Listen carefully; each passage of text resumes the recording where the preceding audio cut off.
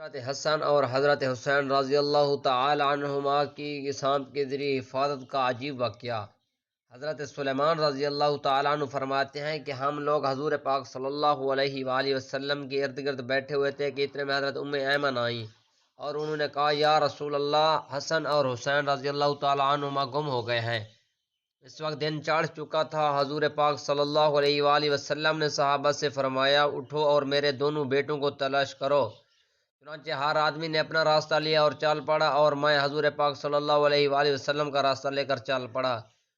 حضور پاک صلی اللہ علیہ وآلہ وسلم چلتے رہے یہاں تک کہ ایک پہاڑ کے دامن میں پہنچ گئے تو دیکھا کہ حضرت حسن اور حضرت حسین رضی اللہ تعالیٰ عنہما ایک دوسرے سے چمٹے ہوئے کھڑے ہیں اور پاس ہی ایک کالا سانپ اپنی دم پر کھڑا ہے جس کے منہ سے آگ کی چنگاریاں نکل رہی ہیں۔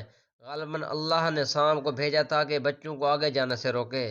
حضور پاک صلی اللہ علیہ وآلہ وسلم جلدی سے سانپ کی طرف بڑھے اور پھر حضور پاک صلی اللہ علیہ وآلہ وسلم ان دونوں کے پاس گئے اور دونوں کو ایک دوسرے سے جدا کیا اور دونوں کے چہرے پر ہاتھ پھیرا اور فرمایا